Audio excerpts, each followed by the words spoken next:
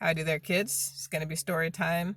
The only way to have socio-political commentary is to be wearing your glasses in your vehicles, so let's give this a roll and see if it gives me a sense of legitimacy, right? We're going to be reading pages 136 to 137. Calling in a Nation. It's a great book. Get it for yourself. Get it for your kids. Get it for your parents. Leave a copy for your postal worker. Put it in a little library. I love it.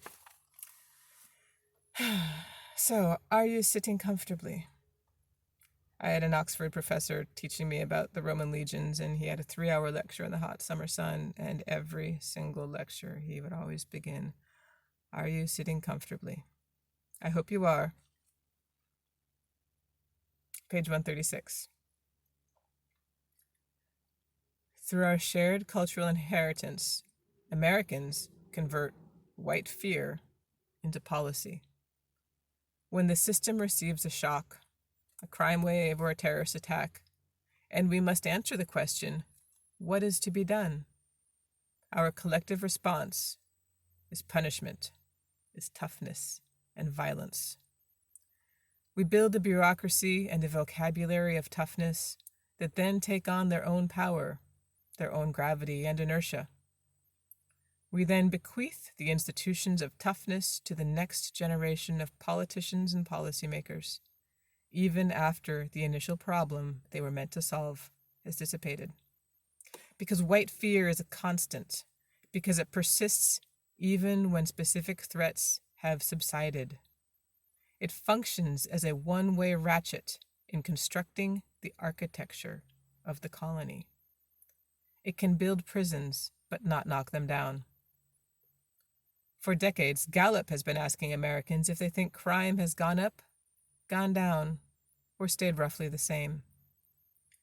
Every year since 2002, a majority of Americans have told Gallup that crime has gone up the previous year, even though, in all but one, it had declined.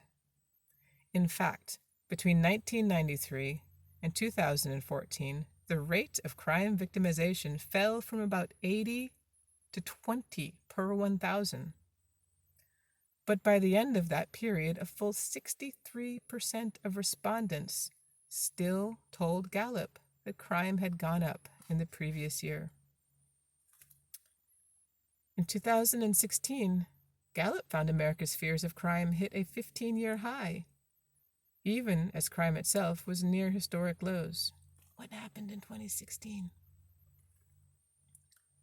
Undoubtedly, the atmosphere around crime and policing today is worlds different from what it was in, say, 1968, or 1989, or 1994.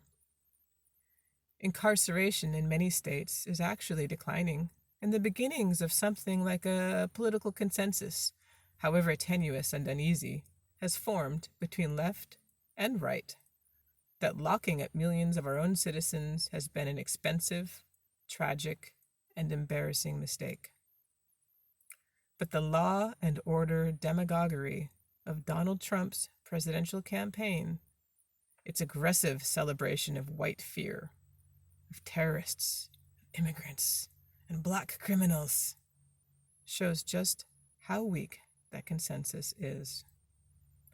Because white fear is always waiting in the wings.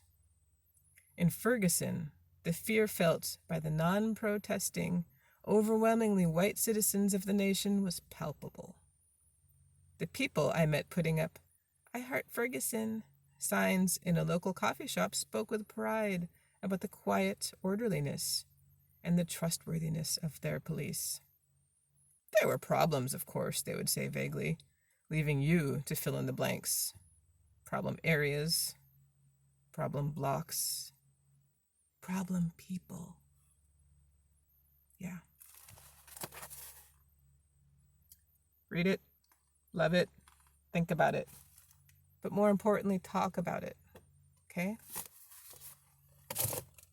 Take care of yourself, drink some tea, have some pie, get some exercise, get some sun. Love y'all. See you on the flip.